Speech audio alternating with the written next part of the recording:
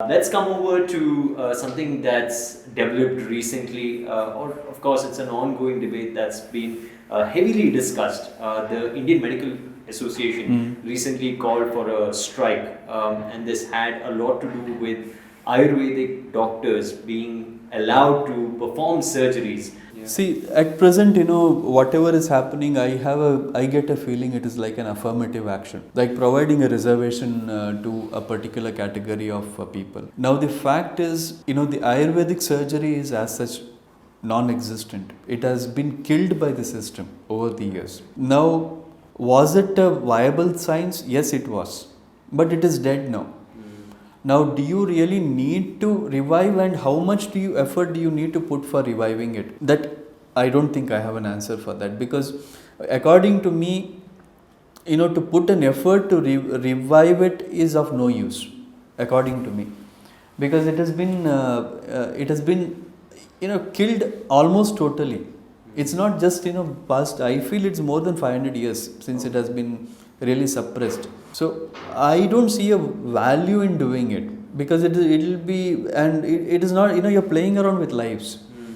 So at present, trying to do an affirmative action towards a particular thing, it doesn't really make sense to me. But is there a need for more surgeons? Is this a fast-tracked way of doing it as such? Is that one of the reasons or motives to make this happen right now? It may be correct, but at the end of the day, if you create or you give incompetent solution or ineffective solution to a problem, it can backfire.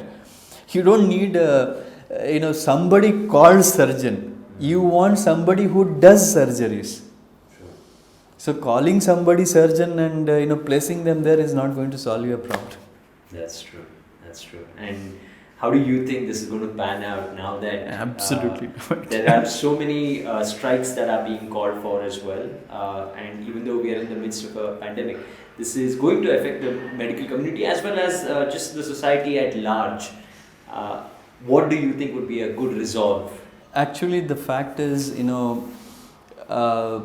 patients are the best judge most of the times.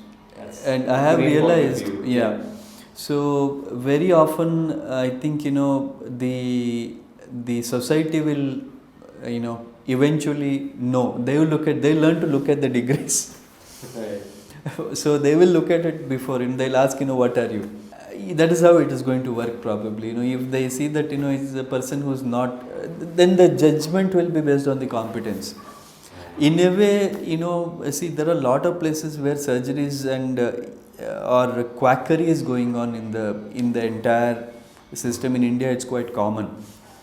So if you legalize some of the surgeries, which like pile surgery and all those things, which many Ayurvedic doctors are capable of doing, maybe those ones will become they'll come in the mainstream market. Possibly there is a scope for that. So you see, it's an administrative decision which has to be taken at the end of the day. A lot of discussions will have to happen on that. But problems exist. It is not that simple, because the training, the skills, the amount of number of people who are available to do it, how many, and is there a difference between technique which is being used in Ayurveda versus what is there in the modern medicine? Yeah.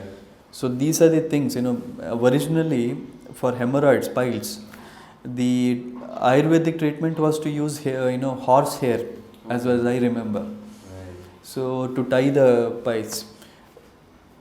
This kind of a technique was used before also in surgery, also in modern surgery also, but nowadays we don't do that. So things have evolved. It is so interesting and so fascinating. This has been such a educational talk for us as well. Thank you once again, Doctor.